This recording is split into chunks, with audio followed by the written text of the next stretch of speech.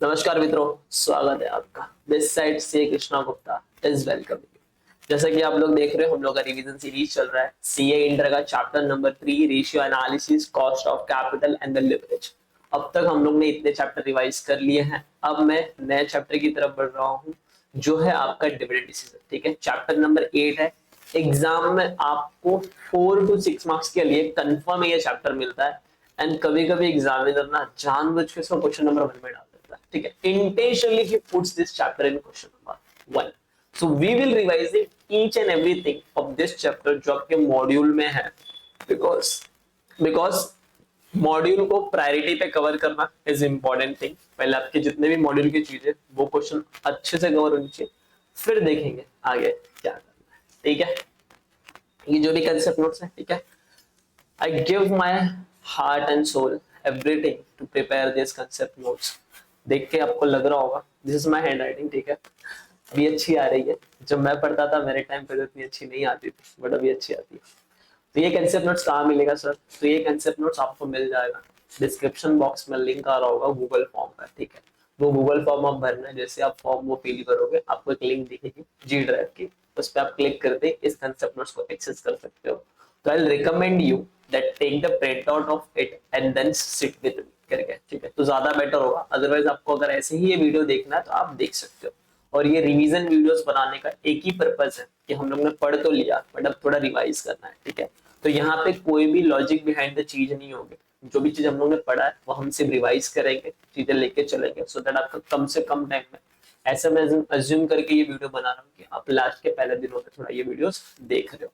ठीक है, तो let's start with our revision of chapter number 8, dividend decision. चलो, क्या पढ़ना है तो इसका एक स्नैपशॉट आपको दे देता हूं। इसके अंदर हम लोग पढ़ेंगे MM approach, Walter model, Gordon model, dividend discount model, Lintner model, जबकि लिंटर मॉडल का एक भी क्वेश्चन नहीं दिया हुआ आपको, और there are certain miscellaneous thing, वो हम देखेंगे। ठीक है, चलो आगे बढ़ने से ये समझ लेते हैं what is the meaning of dividend. ठीक है, तो डिविडेंड होता क्या? So dividend is nothing but, dividend is that part of the profit after tax, okay, which is distributed to shareholder of the company. तो ये वो part होता है जो हम कंपनी के शेयर होल्डर को डिस्ट्रीब्यूट करते हैं।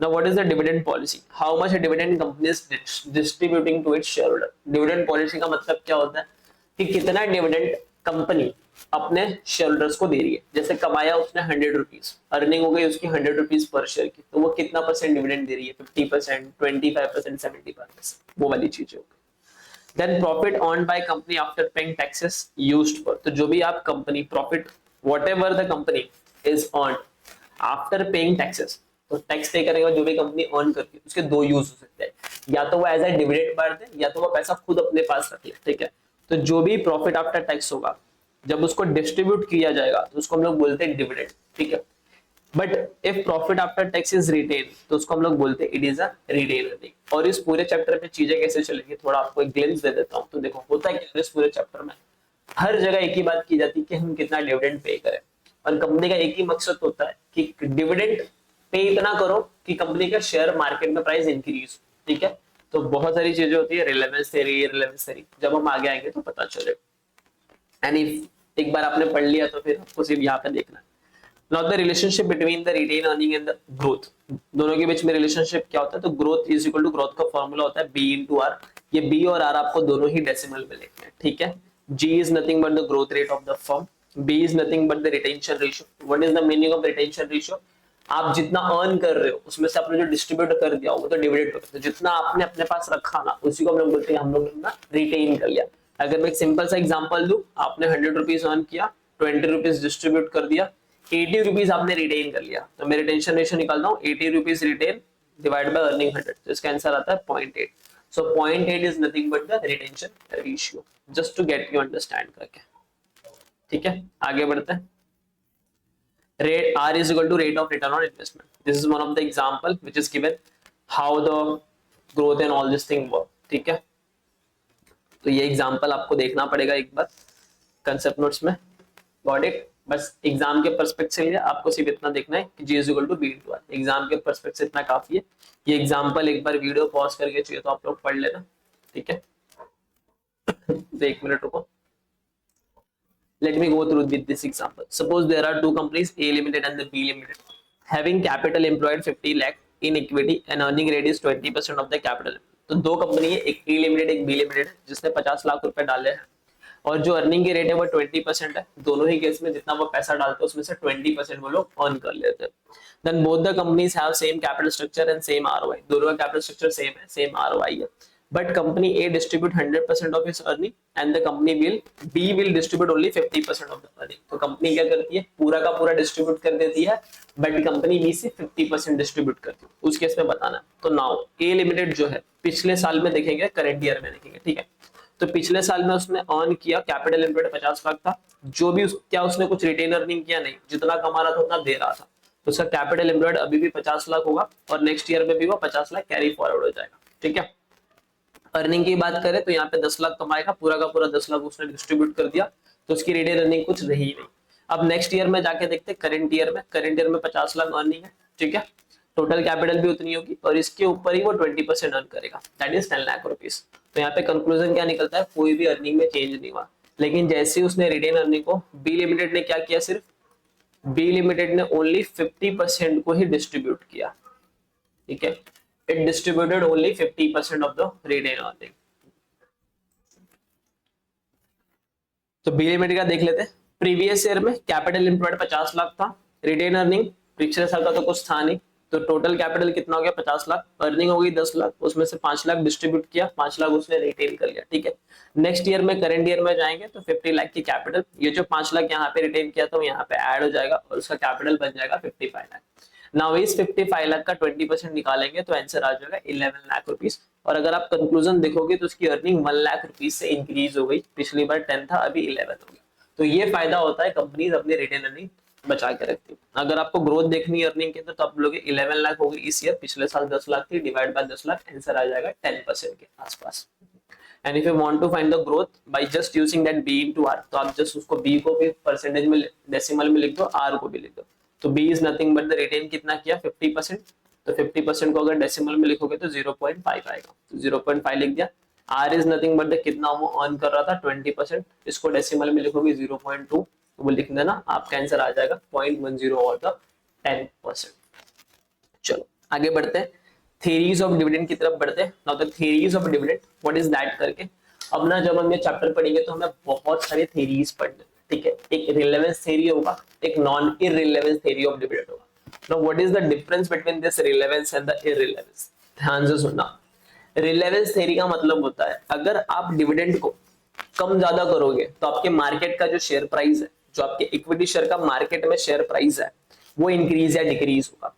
इररिलेवेंस थ्योरी का मतलब होता है, आप डिविडेंड दो, मत दो, कम दो, ज्यादा दो, कितना भी दो, मार्केट में जो इक्विटी शेयर का शेयर प्राइस है, ठीक है, वो इंक्रीज या डिक्रीज नहीं होगा, वो कांस्टेंट होगा। तो वापस बोलता हूं, अगर मैंने बोला रिलेवेंस थ्योरी है, रिलेवेंस थ्योरी मतलब डिविडेंड इंक्रीज डिक्रीज होने से मार्केट प्राइस भी इंक्रीज या डिक्रीज होगा। बट अगर मैं बोलता हूँ कि इररिलेवेंस थ्योरी है, यानी डिविडेंड इंक्रीज करो डिक्रीज करो, मार्केट का प्राइस इज अ कांस्टेंट, वो ना इंक्रीज होगा ना ही डिक्रीज होगा, ठीक है। तो चलो पढ़ते हैं। इररिलेवेंस थ्योरी, डिविडेंड इज इररिलेवेंट, आप कितना भी डिविडेंड दो उससे फर्क ही नहीं पड़ता। तो दैट मींस फर्म का जो भी डिविडेंड पॉलिसी होगा has no effect on the price of the firm stock और इट्स कॉस्ट ऑफ कैपिटल। ना उसके कॉस्ट ऑफ कैपिटल पे फर्क पड़ेगा और ना फर्म के स्टॉक पे फर्क पड़ेगा। कौन सा cost of capital, that is cost of equity, केई की यहाँ पे बात हो रही है, ठीक है। इस पूरे डिविडेंड के चैप्टर में जब भी कॉस्ट ऑफ कैपिटल आएगा तो वहां पे कॉस्ट ऑफ इक्विटी की बात होगी, ठीक है। हम लोग का weighted average cost of capital वो वाली चीजें यहाँ पे नहीं आती है। चलो आगे बढ़ते हैं। पहला हम लोग अप्रोच पढ़ते हैं, that is MM approach. Now what is the telling, MM approach क्या बोलता है देख लो, इसको इवैल्यूएट करने वाले वो देख लो आगे। According to MM approach, market value of equity share of a firm solely depends on its earning power and not influenced by the manner in which the earnings are split between the dividend and the retained earning। तो ये MM approach क्या बोलता है कि जो भी हम पैसा कमाते हैं, अपना जो भी हम पैसा कमाते हैं वो सिर्फ अर्निंग पावर पे डिपेंड होता है। वो बोला जो भी मार्केट में इक्विटी शेयर का मार्केट में जो वैल्यू होगा वो कंपनी कितना अर्न करती है उस पर डिपेंड होता है, कितना स्प्लिट करेगी डिविडेंड रिटर्न अर्निंग में उस पर डिपेंड होता है, कितना अर्न करेगी उससे उसका मार्केट प्राइस डिटरमाइन होता है। इसके कुछ अजम्पशंस है, अजम्पशंस देख लो। परफेक्ट कैपिटल मार्केट होना चाहिए, कोई भी टैक्स नहीं होना चाहिए, फिक्स इन्वेस्टमेंट पॉलिसी होनी चाहिए, ठीक है, पूरा का पूरा फाइनेंस सिर्फ इक्विटी से करेंगे, कोई भी फ्लोटेशन या ट्रांजैक्शन कॉस्ट नहीं होगा, risk of uncertainty does not exist, कुछ भी अनसर्टेन होने का रिस्क आएगा ही नहीं, investors able to forecast future price and dividend and one discounted, तो इन्वेस्टर सब कुछ फोरकास्ट कर सकते हैं, ये सारी चीजें आएगी। Now situation under MM hypothesis. अब एमएम हाइपोथेसिस बोलता क्या, पेमेंट ऑफ डिविडेंड, अगर आप पेमेंट ऑफ डिविडेंड रिजर्व या सरप्लस से करोगे तो फर्म की वैल्यू पे कोई इफेक्ट नहीं होगा, ठीक है। अगर आप पे कर रहे हो कैश डिविडेंड नया शेयर इशू करके, तो उससे शेयर होल्डर के वेल्थ में कोई चेंज नहीं आएगा, no change in the wealth of the shareholder. अगर आप firm does not pay any dividend and homemade dividend, वो पे डिविडेंड ही नहीं कर रहा और खुद डिविडेंड बना रहा, तो उस केस में भी क्या होगा, value of firm remain unchanged, ठीक है। तो एक तो वो लोग ने बोला रिजर्व सरप्लस से दिया न्यू इश्यू ऑफ शेयर्स, फिर firm does not pay any dividend that is home made dividend, खुद से डिविडेंड ये कर रहा है, इंक्रीज कर रहा है, बना रहा है, तो उस केस में वैल्यू ऑफ फर्म भी रिमेन अनचेंज्ड। तो इनडायरेक्टली ये एमएम हाइपोथेसिस क्या बोलता पता है, आप डिविडेंड कितना भी दो, मेरा जो इनडायरेक्टली वैल्यू ऑफ फर्म आएगा ना, कि कंपनी का वैल्यूएशन कितना, वो सेम ही होने वाला है, ठीक है। तो ये पूरा उसी के ऊपर क्वेश्चन बात करता है। जैसे एग्जांपल 2 देख लो, कृष्णा लिमिटेड के पास 2 lakh outstanding equity share, market की उसकी प्राइस थी 10 rupees per share and company के पास कोई बोरिंग पॉलिसी नहीं थी। Now the company has used all its retain earning for the capital expenditure, वो क्या करता है, जो भी कमाता है कैपिटल में खर्चा कर देता है। And company page a constant dividend 3 rupees per share and it's cost of capital is 10%, और कंपनी की पॉलिसी है कि 3 रुपीज। अब अपना दोनों क्राइटेरिया चेक करते हैं, एक बार डिविडेंड पे नहीं किया, एक बार डिविडेंड पे किया। तो हम लोग ने सबसे पहले निकाल लिया price at the year 1, year 1 के एंड में प्राइस क्या होगा, तो हम लोग बोलेंगे जो भी P0 है उसको हम लोग ग्रोथ पे लेके जाएंगे और जो एंड में डिविडेंड मिलेगा वो माइनस कर देंगे, तो इतनी प्राइस उसकी होगी। तो यहाँ पे हम लोग ने रखा 10, K is equal to 10%, cost of capital 10% रखा। ये सारा वैल्यू पुट अप करने के बाद हमने यहाँ पे कुछ डिविडेंड पे ही नहीं किया, तो यहाँ पे आंसर आ गया 11 रुपीज ईयर एंड 1 का प्राइस हो गया, ठीक है। फिर वैल्यू ऑफ फर्म निकालने के लिए क्या करेंगे, 11 मल्टीप्लाई बाय 2 लाख करेंगे। 2 लाख क्यों किया, क्योंकि 2 लाख उसकी इक्विटी शेयर्स, तो यहाँ पे पता चला वैल्यू ऑफ फर्म कितना आ गया 22 लाख। अब सेम चीज यहाँ पे करते हैं, जब हम लोग ने डिविडेंड पे नहीं किया, जब आप डिविडेंड पे कर रहे हो उस केस में क्या होगा, जो भी प्राइस ऑफ ईयर 1 आएगा, तो इसको सॉल्व करने पे 11 आ रहा था, 3 रुपए का डिविडेंड दिया, माइनस 8 रुपीज उसकी प्राइस आ गई। अब हम लोग ने क्या किया, यहाँ पे डिविडेंड बांटा, ठीक है। तो हमको नया फंड चाहिए होगा, तो हम लोग ने नंबर ऑफ शेयर कितना इशू करना पड़ेगा, तो हम लोग देखेंगे हमको फंड कितना चाहिए, क्योंकि डिविडेंड हम बांट रहे हैं ना, तो डिविडेंड के लिए पैसा भी तो लाना पड़ेगा। तो 2 लाख शेयर्स के ऊपर 3 रुपीज का हमको डिविडेंड चाहिए, डिविडेंड हम बांटेंगे, तो ये हो जाएगा मेरा 6 लाख, डिवाइड बाय 8 कर दूंगा, 8 रुपीज उसकी मार्केट प्राइस हो गई ईयर एंड में। तो हमको पता चला इतना नंबर ऑफ शेयर हमने और इशू कर दिया। सो वैल्यू ऑफ फर्म कैसी आ जाएगी, 8 मल्टीप्लाई बाय इफेक्टिव शेयर्स कितने हो गए 2,75,000, तो यहाँ पे आपका आंसर आ जाएगा 22 लाख। तो दोनों ही केस में my value of firm will remain same, it will not change करके, got it. So it's proof that in above example that value of firm remain the same, दोनों ही केस में वैल्यू ऑफ फर्म सेम है। How to calculate market price of share, आपको market price of share निकालना तो आप कैसे करोगे, तो here mostly you have to calculate P1, तो यहाँ पे आपको P1 निकालना, और P1 निकालने के लिए फॉर्मूला आपको यूज करना है, P0 is equal to P1 plus T1, यानी ईयर एंड में क्या पैसा मिलने वाला वो डिवाइड बाय 1 प्लस K, यानी इसका PV करते हैं। 1 प्लस K किया मतलब फ्यूचर की वैल्यू को प्रेजेंट करके ला रहे हैं यहाँ पे, और इसी फॉर्मूले से डिराइव होकर ये बनता है, that is P1 is equal to P0 bracket में 1 plus K minus T1, K जो भी आपको लिखना है डेसिमल में लिखना। ये फॉर्मूला कैसे डिराइव होता है, क्या होता है, वो आपको पूरा रेगुलर बैच में समझाया जाता है, तो आप रेगुलर बैच अगर इनरोल करोगे तो वहां पे आपको इसके बारे में डिटेल में जानने मिलेगा। वीकली आपने पढ़ा हुआ है, आई एज्यूमिंग दैट मैं रिवाइज करा रहा हूँ। वेयर P0 मतलब होता है price at the beginning of the year, P1 मतलब price at the end of the year, D1 मतलब dividend at the end of the project, and K is equal to, K में 3-4 words आते हैं, या तो कॉस्ट ऑफ इक्विटी बोलेगा, या तो डिस्काउंट रेट बोलेगा, या तो रेट ऑफ कैपिटलाइजेशन बोलेगा। तो एग्जाम में ये तीनों में से कोई भी एक चीज आया तो समझ लेना वो के के बारे में बात कर रहा है, ठीक है। अब अगर क्वेश्चन बोल रहा है find out the value of firm, यानी वैल्यू ऑफ फर्म को शॉर्ट में VF भी लिखते हैं या फिर NP0 भी लिखते हैं, तो उस केस में आपको कैसे सॉल्व करना है, तो अगर आपको वैल्यू ऑफ फर्म निकालना है तो ये फॉर्मूला होता है n लिखना, n is nothing but the number of share plus change in number of share. अगर आप नया फंड इशू कर रहे हो, नया फंड आपको चाहिए, तो आप मार्केट में शेयर इशू करके नए शेयर्स लेते हैं, तो उसको बोलते हैं change in number of share. इस दोनों को ऐड करने के बाद मल्टीप्लाई बाय P1 करना, ठीक है, माइनस I और प्लस E। I मतलब क्या होता है, I मतलब कितना आपको इन्वेस्टमेंट के लिए पैसा चाहिए, और E मतलब होता है total earning during the period, आपने कितना कमाया, ठीक है। And 1 plus K, 1 plus K कर रहे हैं हम लोग उसको प्रेजेंट वैल्यू में लाने के लिए। VF is nothing but the value of the firm at the beginning of the year। इसको सॉल्व करने का आपको जो भी वैल्यू ऑफ फर्म मिलेगी वो बिगिनिंग ऑफ द ईयर में मिलेगा, n is equal to number of share in the beginning of the period, change in n is equal to number of share issued to raise the fund required, कि कितना आपको fund चाहिए उसने आपने issue कर लिया, ठीक है। I is equal to amount required for investment, investment के लिए कितना अमाउंट रिक्वायर्ड है, ठीक है, वापस बोल रहा हूँ, इन्वेस्टमेंट के लिए कितना अमाउंट रिक्वायर्ड है, and E is equal to total earning during the period, ये वाला अमाउंट हमेशा आपको क्वेश्चन में दिया होगा कि आपको इतना अमाउंट इन्वेस्टमेंट के लिए चाहिए, 1 लाख 2 लाख ऐसे बोलेगा। एमएम हाइपोथेसिस के एडवांटेज क्या है, it is logically consistent, satisfactory framework on dividend policy, disadvantage assumption is questionable and may not be valid under uncertainty। ये आप लोग यहाँ पे एक बात याद रखना है, ये जो आई का वैल्यू है हमेशा कितना अमाउंट मुझे रिक्वायर्ड है, वहां क्वेश्चन में लिखा होगा कि कंपनी इतना इन्वेस्ट करेगी, ठीक है, वो आपको हमेशा लेना है।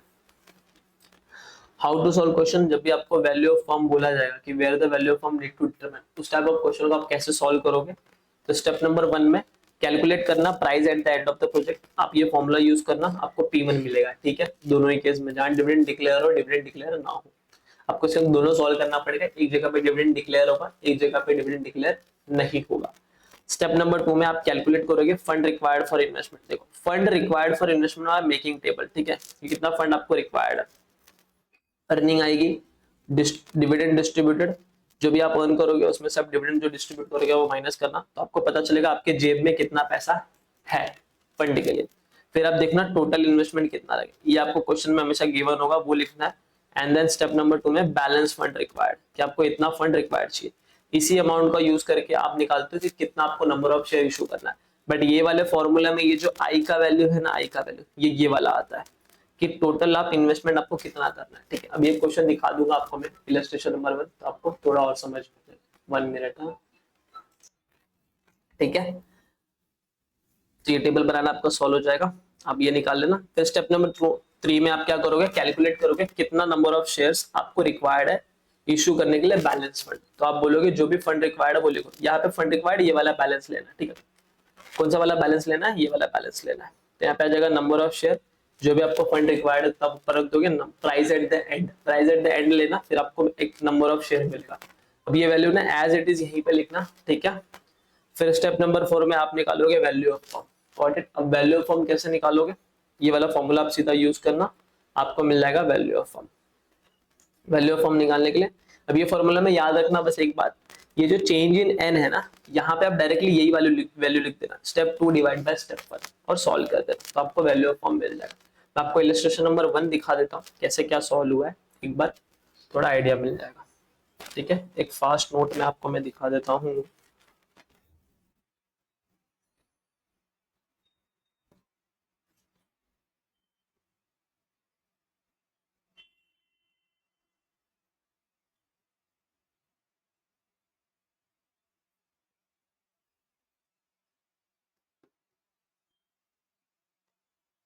वेट, ठीक है, तो देख लो एक बार फटाफट illustration number 1। AB engineering limited belong करती है रिस्क क्लास को, फॉर विच कैपिटलाइजेशन रेट उसकी 10% है, ठीक है, तो 10% is nothing but your cost of equity. Now it currently has an outstanding 10,000 share selling at 100 each, तो ये इसकी करंट प्राइस है, ठीक है, 10,000 शेयर है जो 100 ईच पे बेचती है, यानी इसकी P0 की प्राइस है। एंड द फर्म इज कंटेम्पलिंग को डिक्लेयर करेगी डिविडेंड 5 रुपीज का पर share eight the end of the current financial. वो एक्सपेक्ट करेगी उसको नेट इनकम होगा 1 लाख रुपए का, और उसको प्रपोजल है कि वो नया इन्वेस्टमेंट 2 लाख रुपए का करेगा, ठीक है। तो ये जो 2 की वैल्यू है ये आई का वैल्यू है, ठीक है, और ये जो आपकी ये अर्निंग ई की वैल्यू हो गई। अब बोल रहा है वैल्यू ऑफ फर्म बताओ एक बार डिविडेंड पे किया या नहीं किया, तो सबसे पहले हम लोग स्टेप नंबर 1 में आएंगे। स्टेप नंबर 1 में हम लोग निकाल देंगे P1, ठीक है। P1 निकालने के लिए फॉर्मूला यूज किया, P0 is equal to P1 plus D1 upon 1 plus K, सारे वैल्यू पुटअप किए तो P1 का वैल्यू आ गया 1,01,10 आ गया, ठीक है। फिर हमने अर्निंग रख दी 1 लाख, फर्स्ट वाले केस में हम लोग डिविडेंड पे ही नहीं कर रहे हैं तो पूरा का पूरा पैसा बच जाएगा। इन्वेस्टमेंट करना था 2 लाख, तो बैलेंस और कितना चाहिए, हम लोग के पास 1 लाख ऑलरेडी है, इन्वेस्टमेंट 2 लाख की करनी थी तो 1 लाख और चाहिए, तो 1 लाख मार्केट से लेने जाएंगे तो नंबर ऑफ शेयर कितने इशू करने पड़ेंगे, 1 लाख डिवाइड बाय 110, और फिर हम लोगों ने ये फॉर्मूला में रख दिया स्टेप नंबर 4 के, same formula as it is वही होगा। देखो एन पहले से मेरे पास नंबर ऑफ शेयर 10,000 थे, चेंज इन एन कितना होगा यही होगा, तो मैंने उसको एज इट इज रखा। आप भी एग्जाम में सॉल्व करते टाइम एज इट इज रखना, फिर उसको मल्टीप्लाई कर दिया P0 से P1 से कि ईयर एंड में प्राइस कितना था वो जो हम लोग ने निकाला, इस पूरे को रख दिया, फिर -2 लाख किया। ये 2 लाख कौन सा लिया, जितना हम लोग को इन्वेस्टमेंट करना है, ठीक है, हम लोग को इन्वेस्टमेंट जितने का करना है वो वाला अमाउंट हमेशा याद रखना, वही वाला लेंगे। ये बैलेंस वाला अमाउंट नहीं लेंगे, बैलेंस वाला अमाउंट हम लोग यूज करेंगे यहाँ पे, यहाँ पे। एंड देन फिर उसके बाद आप रख के सॉल्व करोगे तो आपका आंसर आ जाएगा 10 लाख रुपीस, ठीक है, दैट्स इट। तो ये आपका हो गया फर्स्ट वाला। चलो, तो अब आप इलस्ट्रेशन नंबर 1, 8 और Q1 कर सकते हो। तो in real world market imperfection create some problem for MM dividend policy irrelevance proposition. अब हम लोग बढ़ते हैं सेकंड लैक की तरफ, which is your dividend relevance theory. Dividend relevance theory में सबसे पहले आता है वॉल्टर का मॉडल, ठीक है। वॉल्टर मॉडल क्या बोलता है, इसके कुछ असम्पशन है कि whatever is your proposed investment it is financed only from retain earning. तो आप जो भी इन्वेस्टमेंट करोगे रिटेन अर्निंग से फाइनेंस करना। आर का मतलब होता है रेट ऑफ रिटर्न, के का मतलब होता है cost of capital, constant, perfect capital market है, कोई भी टैक्स है, कोई भी टैक्स डिस्क्रिमिनेशन नहीं होगा। डिविडेंड के इनकम के ऊपर, कैपिटल गेन के ऊपर सेम टैक्स लगने वाला है, कोई भी फ्लोटेशन कॉस्ट नहीं होगा, ट्रांजेक्शन कॉस्ट नहीं होगा, एंड फर्म की परपेचुअल लाइफ होगी, ठीक है। अब इसका कैसे हम लोग, इस वाले केस में हम लोग क्या करना है, मोस्ट ऑफ डिविडेंड के जितने भी क्वेश्चन है आपको मार्केट प्राइस ही फाइंड आउट करने बोलेगा, और इतना बोलेगा कि डिविडेंड पे आउट पॉलिसी क्या होना चाहिए, ठीक है। आपसे ही पूछा कि मार्केट की प्राइस क्या होनी चाहिए, मार्केट का प्राइस क्या होगा अगर हम लोग डिविडेंड पे करेंगे, डिविडेंड पे आउट पॉलिसी। तो अगर इस केस में आपको मार्केट की प्राइस निकालनी है तो formula is D plus R लिखना डिवाइड बाई के। ये के ही मतलब कॉस्ट ऑफ इक्विटी हो गया, ये आर का मतलब होता है बिजनेस कितना अर्न करके दे रही है, वो वाला आर होती है। फिर रिक्वायर्ड रेट ऑफ रिटर्न, आप आर का वैल्यू यहाँ पे लिखा होगा, internal rate of return on the return on investment, ठीक है, ये वाला चीज हो गया। एंड डिवाइड बाय, फिर इस पूरे को सॉल्व करके डिवाइड बाय के ही कर देना। याद रखना आर और के ही आपको डेसिमल में लिखना है। तो पी का मतलब होता है market price of the share, A का मतलब होता है अर्निंग पर शेयर, डी का मतलब होता है डिविडेंड पर शेयर, के का मतलब होता है कॉस्ट ऑफ कैपिटल और द डिस्काउंट रेट और the rate of capitalization, same like that. और आर का मतलब होता है इंटरनल रेट ऑफ रिटर्न और द रिटर्न ऑन इन्वेस्टमेंट, कि जो भी आप इन्वेस्टमेंट कर रहे हो, जो बिजनेस इन्वेस्ट कर रही है उस पर कितना रिटर्न अर्न कर रही है, ठीक है। और इंटरनल रेट ऑफ रिटर्न यानी कितना अर्न कर रही है ना। जो भी ये फॉर्मूला है ये इंडिकेट करेगा कि दो फैक्टर इन्फ्लुएंस कर सकते हैं मार्केट के प्राइस को।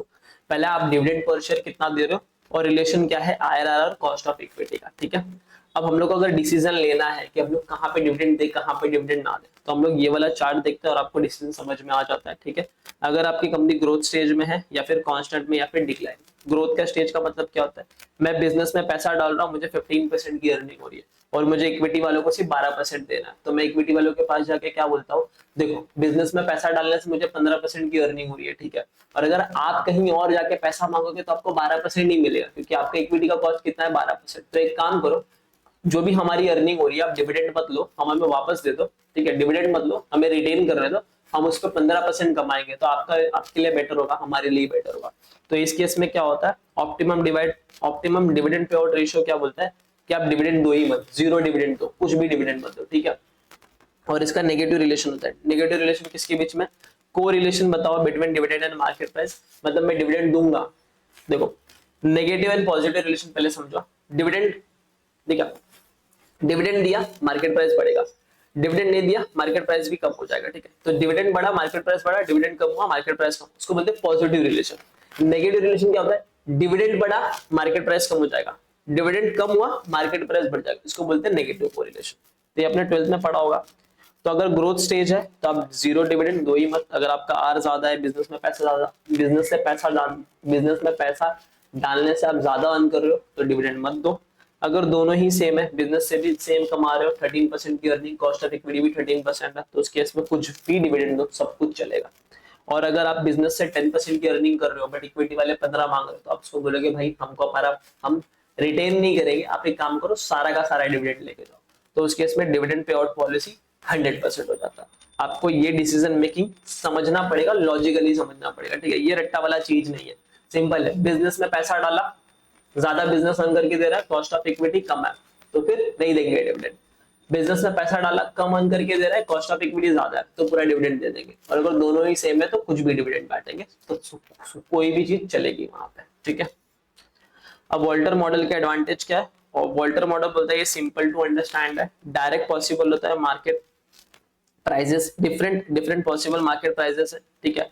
तो बहुत सारे डिफरेंट पॉसिबल मार्केट प्राइजेस यहाँ पे निकल के आते हैं।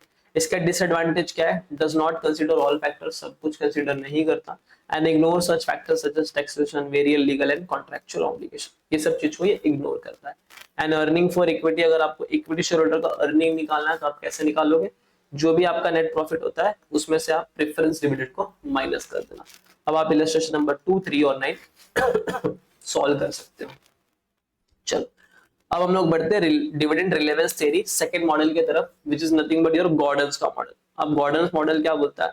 According to Gordon's model, dividend is relevant and dividend policy of a company affect this value. तो ये क्या बोलता है? गॉर्डन जी बोलते हैं कि जो भी आप डिविडेंड पे करते हो बहुत ही रिलेवेंट फैक्टर है, उसकी वजह से मार्केट में जो प्राइस है इक्विटी शेयर का वो अफेक्ट होता है। इसके अजम्पशंस क्या है? इक्विटी है, कोई भी डेट नहीं होगा, आईआरआर कांस्टेंट होगा, कॉस्ट ऑफ इक्विटी भी कांस्टेंट होगा, रिटेंशन रेशियो आपका कांस्टेंट होगा, जो भी ग्रोथ रेट है वो भी कांस्टेंट होगी, और केई हमेशा ग्रोथ रेट से ज्यादा होगा। ठीक है, और जो भी प्रपोज्ड इन्वेस्टमेंट है वो सिर्फ आप रिटेन अर्निंग से फाइनेंस करोगे। इनमें थोड़ा मिलता जुलता पहले वाले की तरह।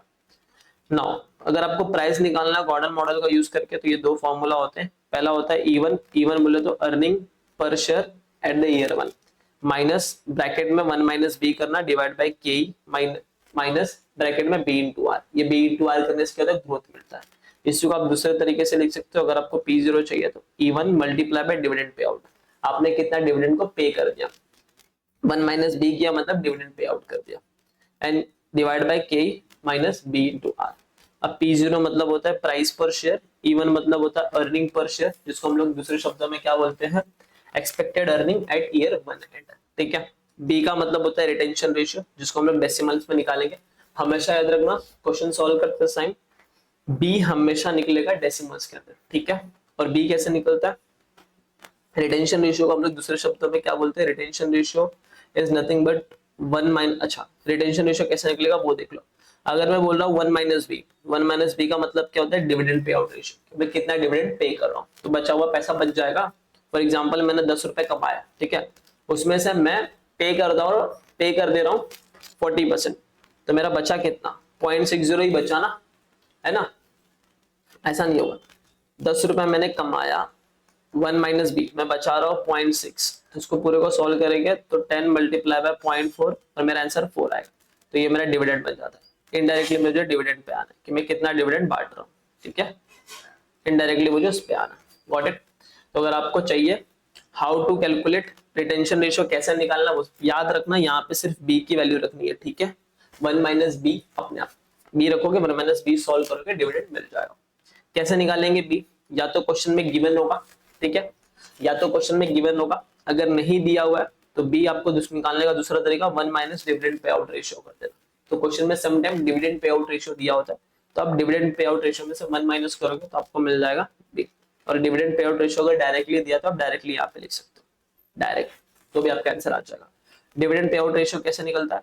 Dividend per share divide by earning per share. And फिर बी निकालने का दूसरा तरीका रिटेंशन रेशियो डायरेक्ट बोलते हैं। रिटेंशन रेशियो क्या होता है? अर्निंग रिटेंशन पर share divide by earning per share. यहाँ पे भी डिसीजन सेम लाइक पहले की तरह ही है। अगर ग्रोथ स्टेज में हो तो डिविडेंड मत देना, कांस्टेंट है तो कुछ भी डिविडेंड दो चलेगा, और अगर डिक्लाइनिंग स्टेज में हो तो 100% डिविडेंड दे दो। ठीक है, अगर आप 15% कमा रहे हो बिजनेस से और देना है सामने वाले को 12%, तो फिर उसका पैसा रख लो अपने पास। दोनों ही सेम कमा रहे हो तो फिर दे दो, फिर दो रखो, कुछ फर्क नहीं पड़ता। बट आप कम कमा रहे हो, सामने वाले को ज्यादा देना है, तो आप बोलोगे फिर पैसा लेके जाओ, नहीं चाहिए तेरा पैसा, वैसा करके उसको हटा दे। ठीक है, अब अकॉर्डिंग टू गॉर्डन्स मॉडल ये क्या बोलता है? जब आपका आईआरआर ज्यादा है कॉस्ट ऑफ कैपिटल से, यानी कॉस्ट ऑफ इक्विटी से, तो उस केस में क्या होगा? द प्राइस पर share increase and dividend pay out decrease. तो उस केस में जो भी आपकी शेयर की प्राइस में इंक्रीज होगी और आपका dividend pay out ratio decrease होना चाहिए। और अगर आपका आईआरआर लोअर है देन कॉस्ट ऑफ कैपिटल से, if your IRR is lower than cost of capital, तो उसका उल्टा हो जाएगा, यानी प्राइस पर शेयर डिक्रीज हो जाएगी and dividend pay out increase हो जाएगी। एंड व्हाइल सॉल्विंग क्वेश्चन आपको कैलकुलेट करना है बी, फिर रिटेंशन रेशियो आर, के और ई, और इसके बाद आप illustration number 4, illustration number 10 and illustration number 11 कर सकते हो। तो ये था हम लोग का डिविडेंड डिसीजन का रिवीजन नंबर पार्ट 1। ठीक है, पार्ट 2 आपको नेक्स्ट सेशन में मिलेगा, जहां पे हम लोग और भी चीजें कवर करेंगे। Got it? ये सारी चीजें हैं and this is one of the important thing जो हम लोग पार्ट 2 में कवर करेंगे। एंड ये वीडियो आपको कैसा भी लगा, please give your feedback in the comment section.